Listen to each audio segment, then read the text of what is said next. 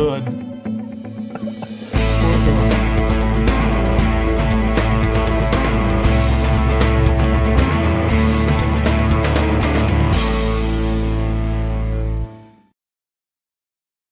Hi, I'm David with EV World News. We're talking electric vehicles, green energy, and the stock markets. And I'm back today with our founder and chief editor, Bill Moore. How's it going today, Bill?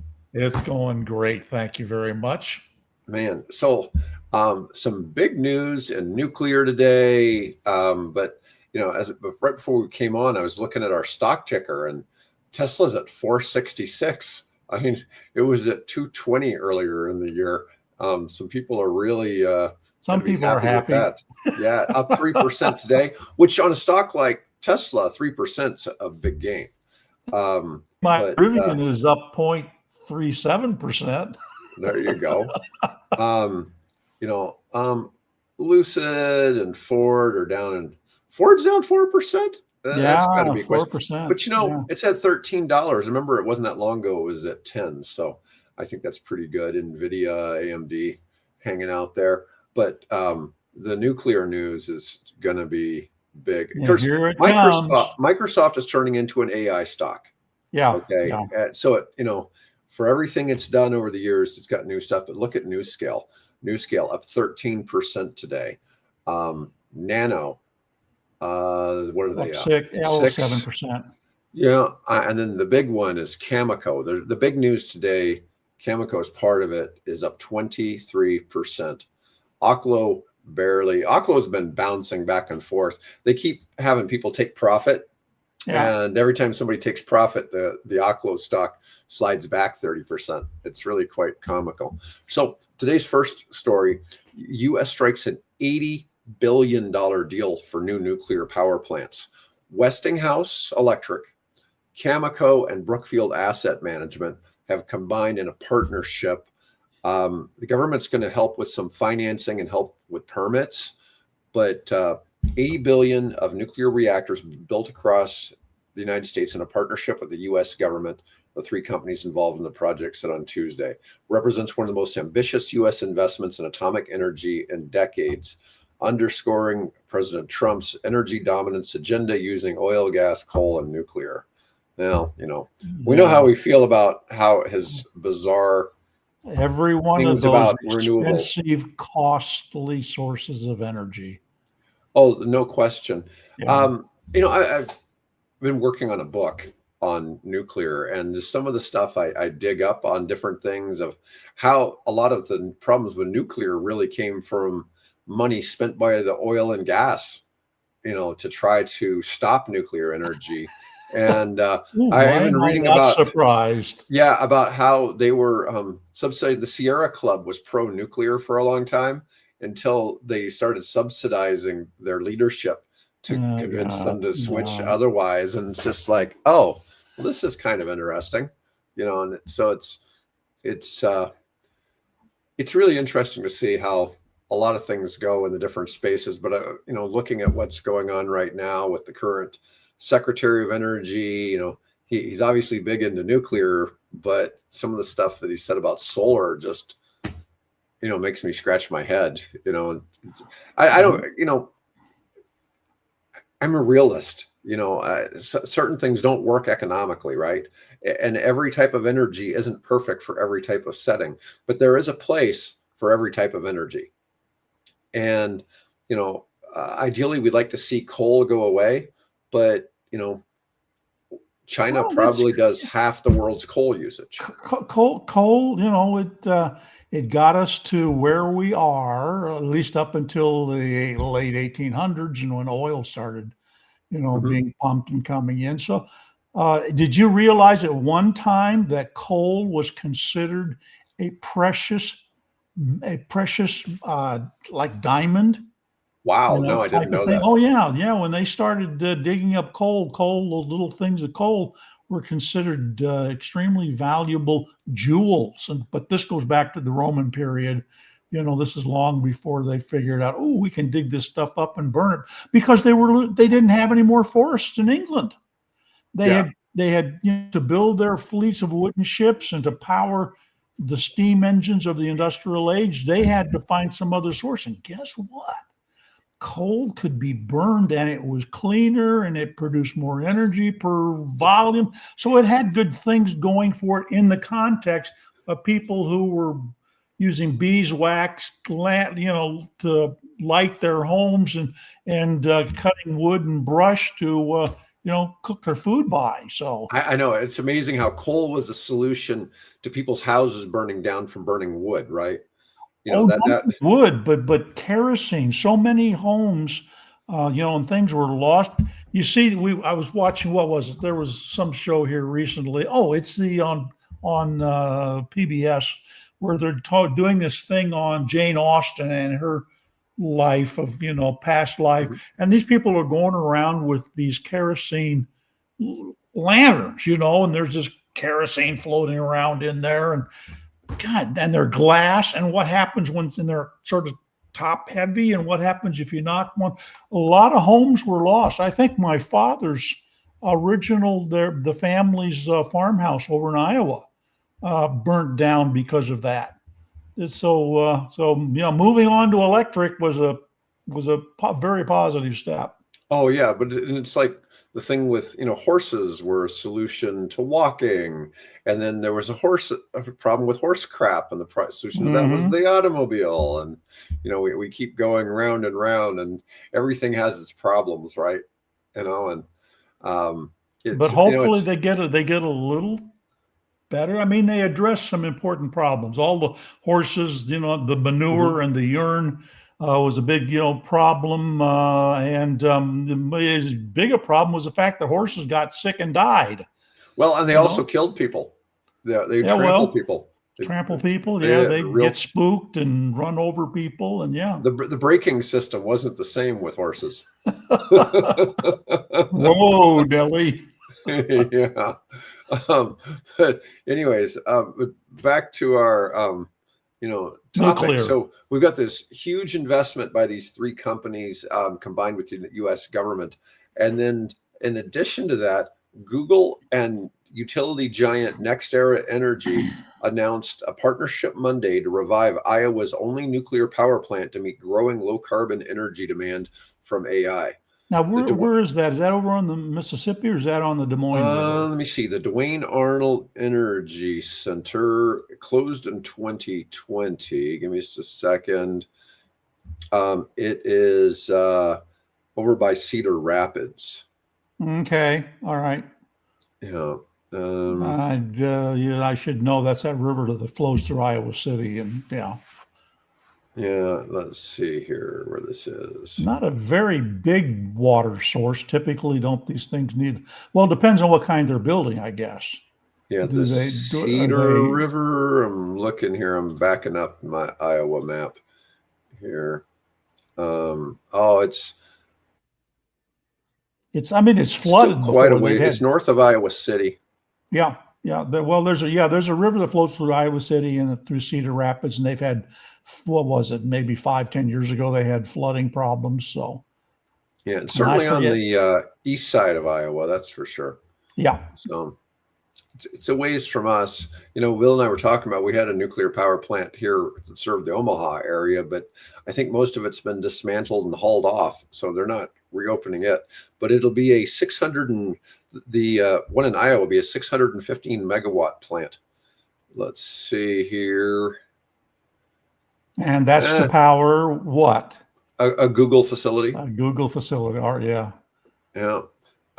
615. I understand we're like 600 and about a little over 600 megawatts short here in Nebraska right now for powering AI data centers we already have. So we're probably getting that power off of the this power pool, I imagine. Yeah, so I know we're short here. I think Ohio's short like a gigawatt, like 1.2 gigawatts, so about double that. Yeah, so there's a couple of really big shortages around the country. But anyways, that's big news. That's why I think we know that's why Cameco is rocking on there, but Right. there's probably more to that. But I want to talk about these Rivian also born to Rivian. So is also a group of people that left Rivian, or are they actually funded by Rivian? What's that You know? also? Oh, no, it's part of Rivian. So it is part of Rivian. Yeah, it's part of Rivian. Yeah. Yeah. At So least as far as I know. Yeah, it's part of Rivian. they're making some unique delivery vehicles here that kind of, I mean, both of these have bicycle seats. I mean, there's a bicycle seat Oh in the yeah, front of yeah, that, bicycle seat in this one. that's right. Yeah, that doesn't sound comfortable at all. Well, I mean, the drivers will tell you, it'd be interesting who applies for these jobs, Um, they got to be what, young, fit guys. I don't see anybody my age applying for that job.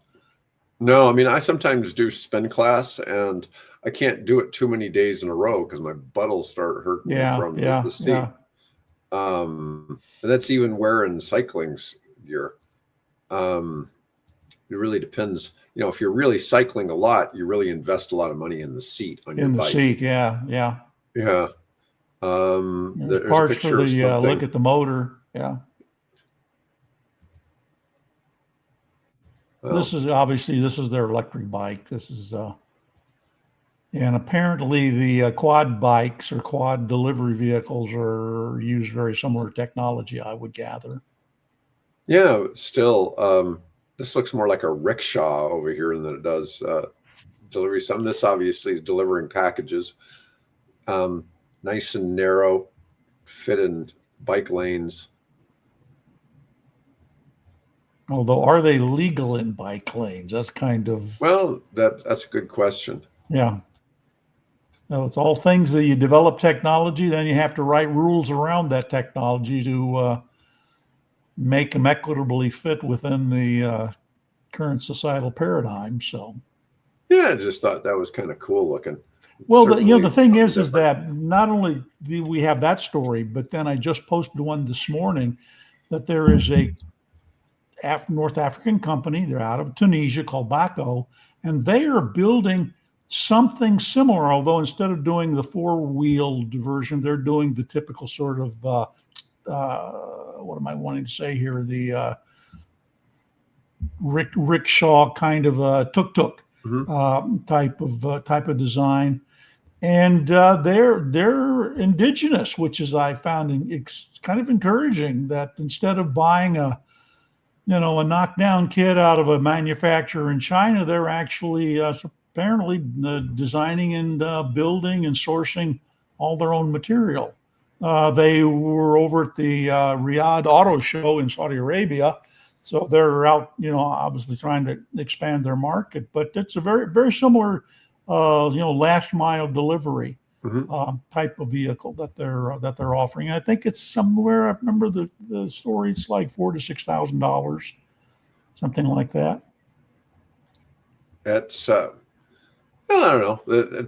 I guess that's not outrageous, but I guess it depends on where you're doing that at. Let's see. Well, yeah, if you're in a major crowded hub, and you've got packaging that's going up. We see our vans, Rivian vans and FedEx and UPS vans running through my neighborhood all day long. So if you're in sort of a metropolitan, we're in suburbia, which obviously is a little bit more accessible. But if you're in a major metropolitan city, Lagos in Nigeria and Nairobi and places like that, where these things would be a good fit for people. Oh, and the one, by the way, the one out of Tunisia is solar powered.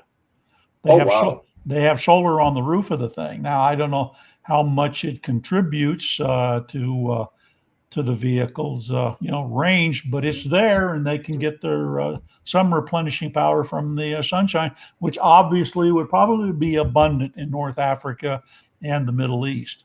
Well, I mean, as far as I know, Elf was one of the leaders in that, right? With their oh yeah, he was decade ahead of everybody else on that. Yeah, we probably ought to have them back on because see where they're at. Yeah, I mean, I'm really curious. There's still the video we did with them still gets lots of views, so obviously people are interested. Information on Elf. It's just haven't seen anything new. Everything I see in their Facebook group is still people looking to buy an old one for parts. Right.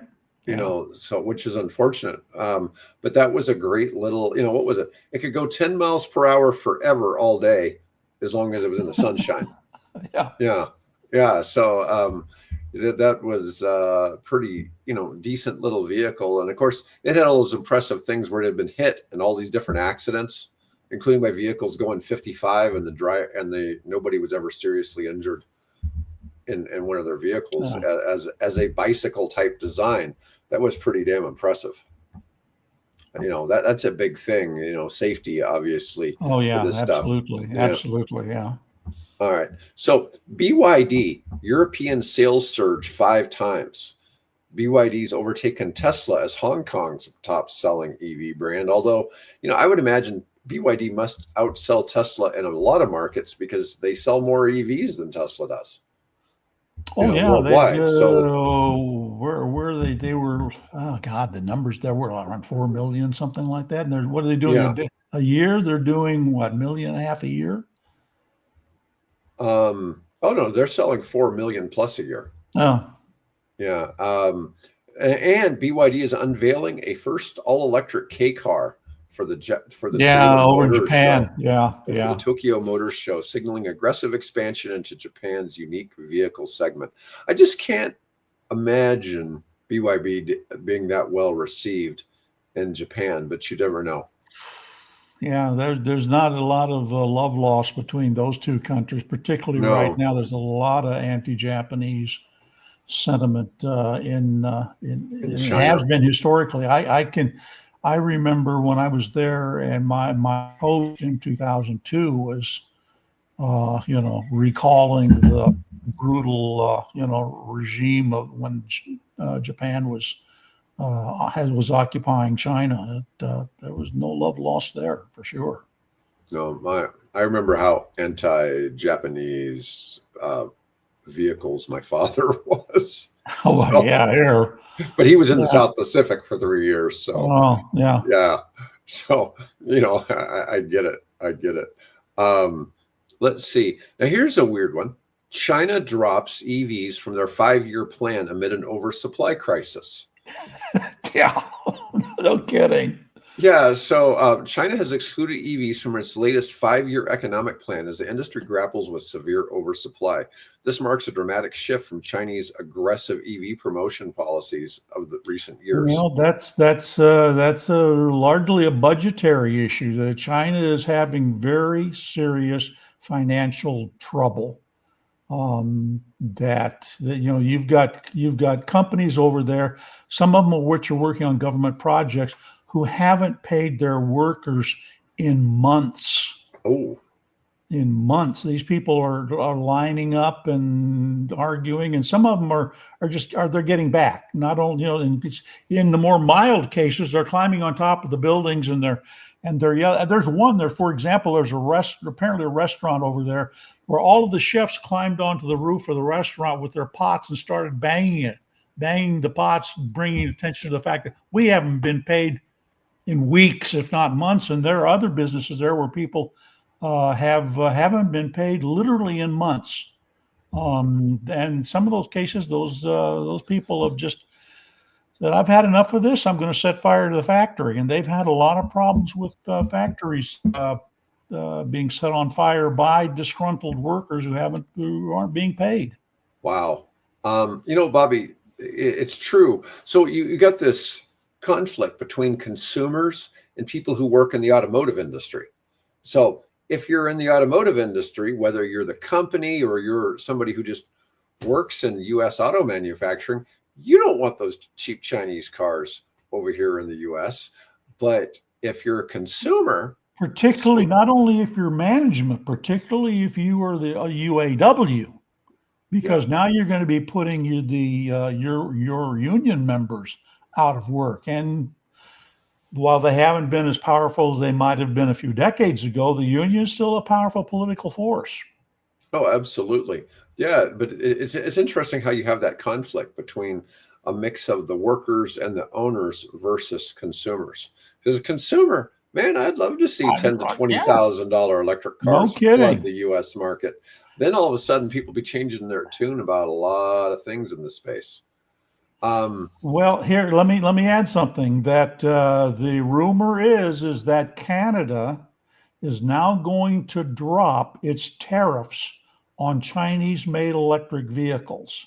hmm. So we've got Chinese vehicles and being imported into the Mexican market, and now we've got the very real possibility of the Chinese vehicles, getting access, greater access to the Canadian market. I would call that a pincer movement. I don't know how the tariffs affect if you went and you bought a used BYD down in Mexico. I kind of wondered how It that has plays to, you've out got there. to license it here, and if it cannot be meets traffic safety standards, you probably you might have it and drive it on a limited 6 month or whatever they typically allow these to cars to be imported. Then you're going to have to get rid of it, send it back to Ah, Mexico, or crush it. okay. So if the BYD probably hasn't done the U.S. traffic safety standards, No, so, no, no. so yeah. Oh, well, so there you go. So we don't have to really worry about BYD in the U.S. for a bit because of that. But I'm just saying that might be a way that some of it starts getting around that, right? Because I know that people bring their BYDs with Mexican tags into the U.S. because we see Sure, people, they can drive them across the border, right? but they can't license them here. Yeah, okay. Um, well, so this is interesting. So this Reuters article on the Chinese 5-year plan says the move suggests China's EV market is maturing rapidly and faces consolidation, which is bad news for weaker players like Lucid and Rivian trying to compete globally. That's probably quite accurate. So there's like 150 companies making EVs in China, and if they start All consolidating down, right, all shapes and sizes now. Let's yeah. they're not all automobiles. They're scooters and trucks and tractors and All right, let's see. Here's something that I don't find extremely surprising. General Motors announces it's ending work on next generation hydrogen fuel cell development through its Hydrotech brand. The decision reflects the reality that hydrogen fueling infrastructure has failed to materialize in North America. It hands the hydrogen vehicle space to Toyota and Hyundai, who continue investing despite limited commercial success.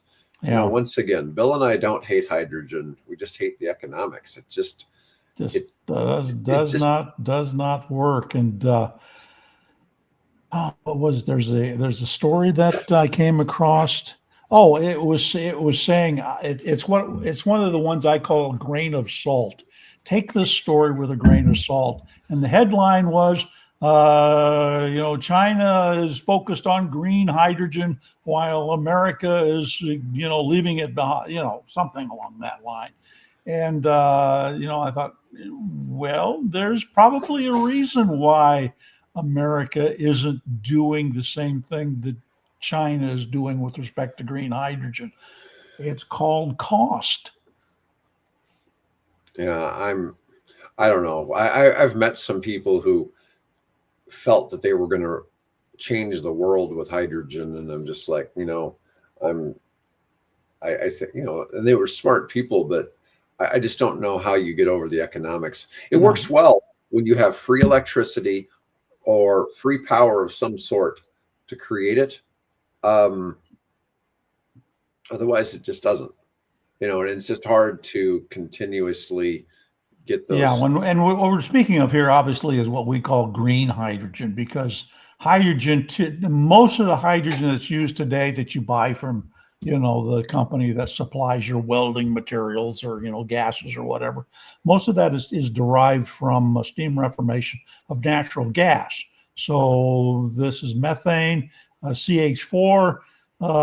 So there's one carbon atom for every four hydrogen atoms. So you separate those using high pressure steam, and you keep the H4 and you discard the C1, right? And that typically gets discarded up into the atmosphere, which of course adds more carbon dioxide, for warming and all those negative issues. So Yeah. Well, ideally, you want to have a nice stream of water, or even water vapor out of the air, and you can, take that H2O, and strip the hydrogen away cleanly and use that. And what are you putting into the atmosphere? Just more oxygen, right? So. yeah, I mean, well, we're not going to argue that we're making something clean, but it's just it's tough. So one of the things that I like a little bit about solar and wind is they make economic sense, right?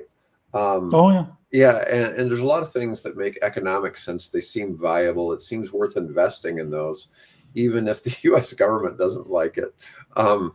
But Current U.S. government. The current U.S. government, Yeah. yeah. But it's really, but hydrogen, man, as much as I'd like to see it work out, it's just. Yeah. Well, like I like to say, I was at the beginning. I sat in a press gaggle at Ford Motor Company's headquarters, where Ford Motor Company announced that they were going into hydrogen. Mhm. And they took us out to the track, and they let us drive a couple of their cars that were internal combustion engines that were powered by hydrogen.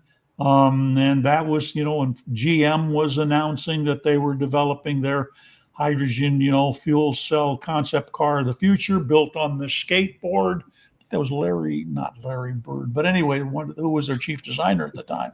So there was a lot of promise and hope and hype around hydrogen. It solves all our problems. Well, then people started looking at the economics of it, and the reality of trying to make hydrogen, contain hydrogen, trying to ship hydrogen, and then to use it in a way that's clean. And that required fuel cells, and fuel cells at that time required platinum, and that was expensive. And so, it just ran into a lot of obstacles once they started looking at it seriously.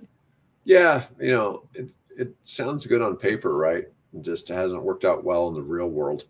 But anyways, all right. So Elon Musk's politics cost Tesla over 1 million sales in U.S. alone, according to a new study.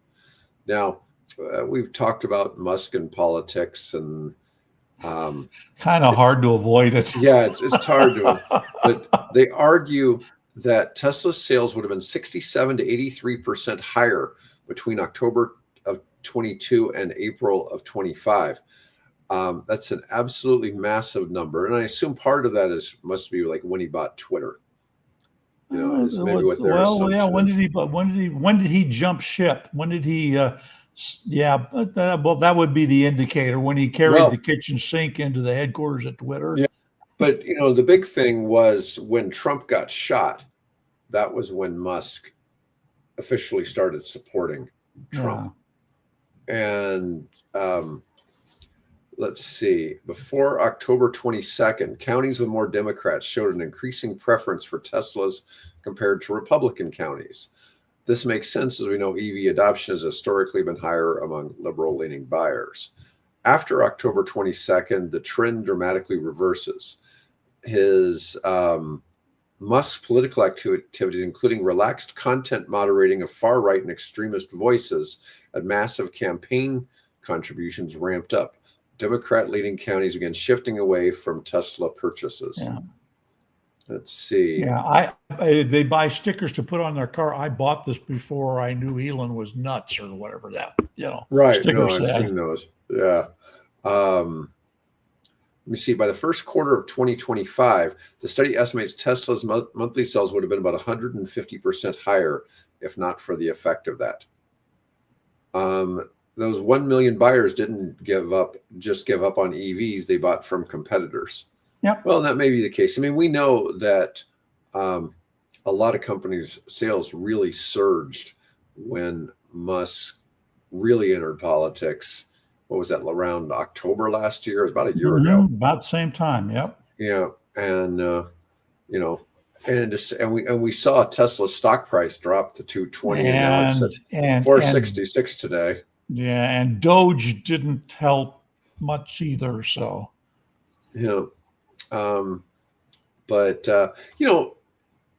CEOs of companies shouldn't be getting involved in politics, and that's why you almost universally see them not. Not. Yeah, And they're of not course endorsing. that's changed. What do we got? $300 million to build this ballroom. That's almost all of that coming from Private donors. private billionaire donors. Mhm. Yeah. Yeah. Well, so most really wealthy individuals I know give money to both parties. Well, Okay. And so they want to be able to call in a favor from whoever wins. whichever guy occupies that office at the Senate or Right. House building. Yeah. Yeah. So it's that's how one gets influence. It's tough to just zero in on one side. But in all fairness to Musk, Biden snubbed Tesla over Yeah, I and don't. Yeah, over I and don't. over. I really that I would like to better understand what happened there. Obviously, Elon has a very non-labor union friendly attitude, and of course, Biden has. That's been one of the centers of his, political persuasion. His power was. He's the first president who stood on a strike line on behalf of UAW workers. So yeah, I could see where if you. I think that was, and of course, maybe he knew where Musk really was on the political spectrum of things. Yeah. We So saw that once Musk got a hold of Twitter and started saddling up to, or is that the word I'm looking for? Sliding up next to Trump and doing his his ketamine jump, whatever that was, mhm. um, and his salute. Yeah, So I don't know. maybe they knew that's kind of the direction he was anyway. But yeah, they kind of, I don't know. There should have been a better way to handle that with respect to, because hey, we wouldn't be where we were. The automakers wouldn't be pushing EV the way they have had up to this point, had it not been for Tesla and for Musk. It just wouldn't happen. Yeah, it's just kind of the nature of things. Oh, All here we right, go again. No soul, no air. Dang it. just well, log out and back in. Of course, you can't hear me. Bill's having technical difficulties. I'm going to go ahead and go on to my next article. While this one isn't necessarily a Musk bashing article, Tesla risks losing CEO Elon Musk if $1 trillion pay package isn't approved, their board chairman says.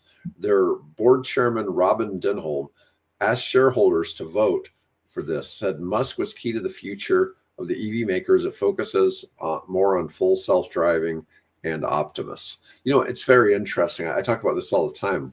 That if Musk says we're going to do this, he's going to try to execute. And he tends to get things done. You look at what he's done with SpaceX and what he's done with Tesla and with other places. And he consistently is somebody that investors have a lot of faith in, and that he's going to get things done. And this pay package is only worth 1 trillion if Tesla's worth 10 trillion. And so I don't even think Tesla's market cap is a trillion. Let me see. Current TSLA market cap is it's 1.46 trillion. So it has to go up about 6 to 7 fold from where it is to be worth for his pay package to be worth a trillion, which seems really hard to fathom that we could, that it could become the world's first $10 trillion company. But we'll see where that ends up. Okay, well, I have to back. add, I have to add here that I was out briefly because I lost audio again. I don't know what's happening, but I'm back. So you were talking about the $1 trillion pay package, I gather. Yeah. Their chairman was stating they need to do this, but it's only worth a trillion if they reach 10 trillion in valuation. So, and they're at 1.5 trillion. I think the biggest company is worth about 3 trillion now. I think Nvidia I don't know. is up Who there. is that? I'm going to say what? I know Apple would be up close to that, but I don't know who else. Nvidia. Oh, Nvidia's at 4.66. Oh, well, yeah, Nvidia. Good Lord. Apple is right at 4 trillion. They're at 3.98. Microsoft's at 3.95. Google's at 3.26. Where's Oracle? Let's see if it's on the list. What I get for a list there. Yeah, it didn't give me anything beyond the top 4, but that's still pretty big.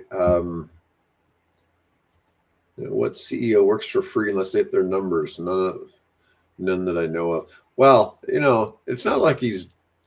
I don't know. It's a weird situation with all this. And to be fair, if a company was worth 10 trillion, it makes him a trillionaire anyways because he still owns enough stock. Actually, I really wouldn't be surprised to see SpaceX be in the drone business. Well, go ahead. Well, I was going to say, you look at NASA does drones and other things. You would think that there would be something going on there, right? Well, there's constant YouTube videos of supposedly Tesla building, electric jet planes or things of that nature. So, wouldn't be surprised that there's a little group, there that has been tasked to, take a look at this, see what you come up with. We don't have to, we might as well consider it given the direction the eVTOL business is going. Maybe we ought to play a part in that. So it wouldn't surprise me. Yeah, someday come out.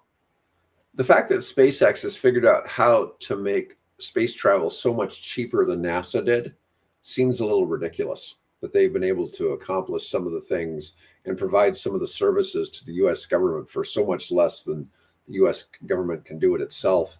But to be fair, the U.S. government was simply hiring people, Lockheed Martin and Boeing, to actually build the spacecraft.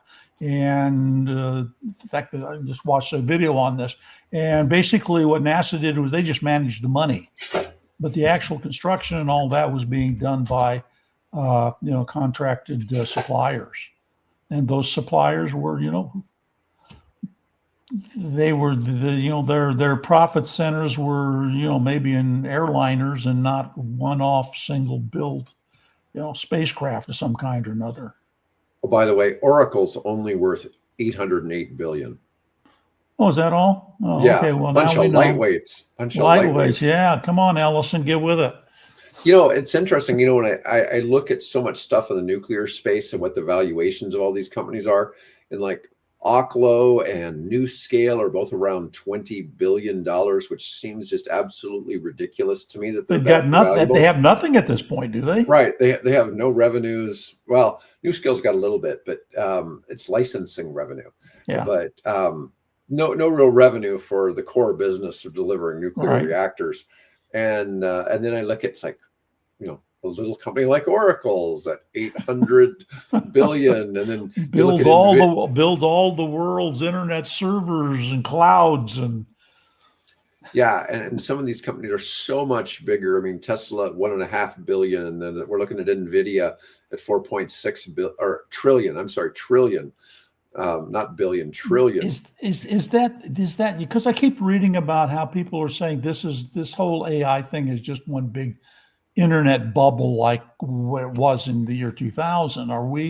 Is that what we're looking at here? So think about this. Nvidia isn't doing AI. Nvidia is selling the parts. They're selling the parts, right? So they're the main parts provider. Now, Microsoft has always been incredibly valuable as a software maker, right? And so now they're really big in cloud services and AI and things like that. And actually, the Copilot is probably my favorite AI. I turn to it most of the time. Yeah. Yeah. So I'm just saying I don't know how much of it is a bubble I think a lot of it is what they anticipate the revenues are going to become for these companies. I Well, look at here, OpenAI and they have so many people paying $20 a month. I mean, I pay a really unknown company that instead of ChatGPT, but I'm just saying that it's so much. and I use Copilot. I don't know when are they going to start charging me for doing what I'm doing, because I use it all the time and I haven't at this point paid them a dime. So I don't know. At least from an old man retiree's point of view, I don't know. Where they're going to get the money from guys like me. I mean, it's So an incredibly valuable service, and if we could figure out how to, make EV World make us some money, there you go. then Yeah, I could afford to pay them. there you go. OpenAI has about 25 million paid subscribers. So you figure if those are all paying $20 a month, that would And somebody just called for their breakup. Who really. was that? Yeah, there's somebody. I don't know whether it was Bernie Sanders or somebody. They're calling for the OpenAI's breakup. Yeah, well, that would be about 6 billion in revenue a year, which that's something. Yeah, and yeah, Yogi pays $20 a month for OpenAI. Yeah, there's no question that it's worth it. It's just that how valuable. Now, OpenAI isn't public yet, but they've got. I think they're estimating they have a $500 billion valuation or something like what's that. that? What's his name again? The OpenAI guy. He's Sam Altman. Yeah, Sam Altman has an OpenAI feud with Tesla and Grok or whatever. Let's see, what is the market value of OpenAI? Yeah, they're roughly valuing it at 500 billion. It's just chump change. Yeah. Well, what is XAI? Are they? They're not. Are they? They're not public yet, are they? No, and that's part of Twitter. Yeah. So Grok is. I have a lot of people who tell me that Grok is their personal favorite, but I've not really ever used it. Yeah.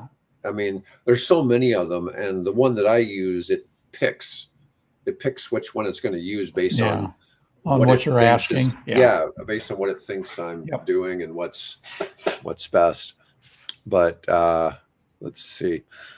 Let me keep going down the list. So the Yangtze River in China becomes the world's largest electric corridor. Yeah. So there are all kinds of electric cargo ships and shore power stations. Well, I don't know if there's all kinds.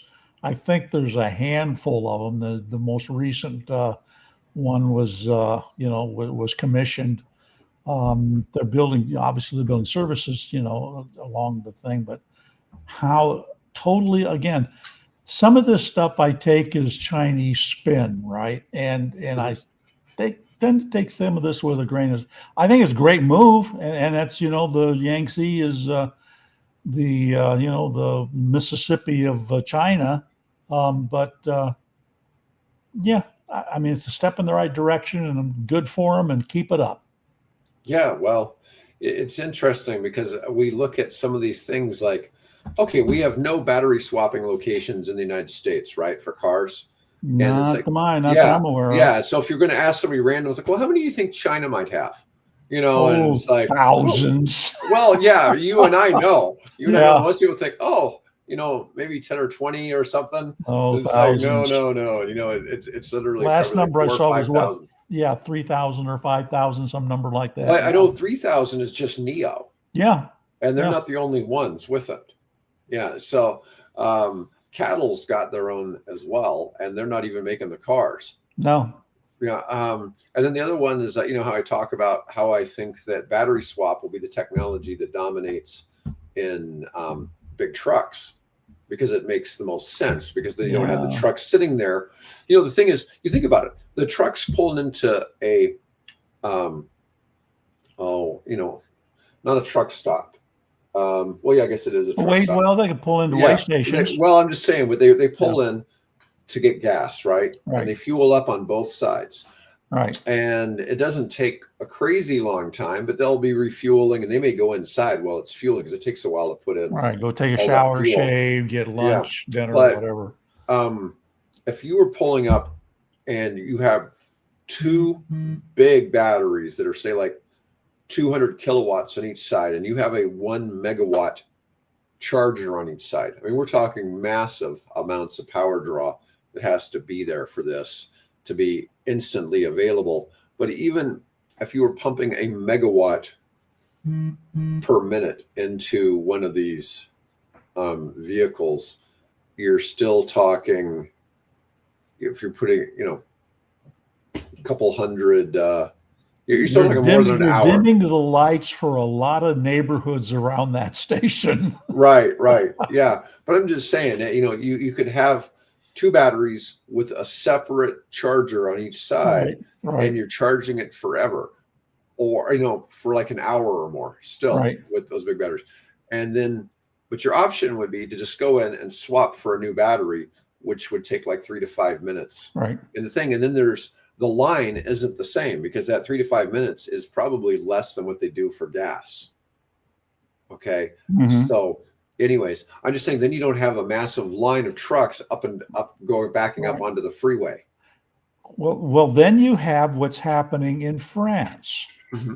I just put this online today. The A10 outside of Paris has a 1.5 kilometer inductive charging built into the road.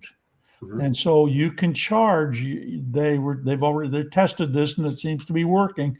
You can charge those heavy over the road vehicles. In England they call them lorries. I'm not sure what the French term would be, but those just driving along. You're just driving down the highway and you're being charged as you drive, as you just drive. Now, obviously, that means a huge investment in repairing, digging up, installing new roadway and the charging system underneath it. But that's it. That's a way forward, and they're doing similar research in Germany and in Italy. Isn't there a plan to do that in Florida? I thought there was a stretch of highway they were doing that. I don't know. I was specifically focused and asking AI about what was going on in Europe. Okay. So, last article: Korean Air selected Archer Aviation as exclusive partner to introduce eVTOL aircraft in South Korea. It includes potential purchase commitments for Archer's Midnight eVTOL aircraft. Major airlines entering the eVTOL space validates electric aviation as a real commercial opportunity, not just futuristic hype.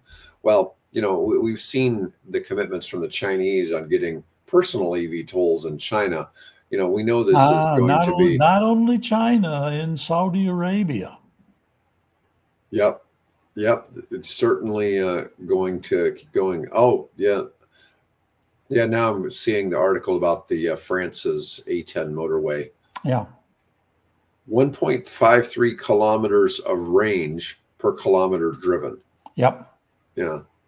That's 300. The maximum peak is 300. Oh God, what was it? Kilowatts. And generally driving along, it's averages about 300 kilowatts per, in terms of the power that's being radiated out from the floor of the highway, the antenna basically that receives that energy. All right. Well, Bill, that's all I got for today. Folks, hey, there's plenty more that you can find. What am I up to? Somewhere 70, 80 news stories on the website in the last 24 hours, besides the ones that AI has helped me write. So yeah, there's always plenty of stuff there. We cannot talk about it all because we'd be here all day, literally. It's just hard to fathom that there's so much news every day in this space. It's amazing. It is. Well, it's a tiny world, but it's also a big world. So it is. Anyways, everyone.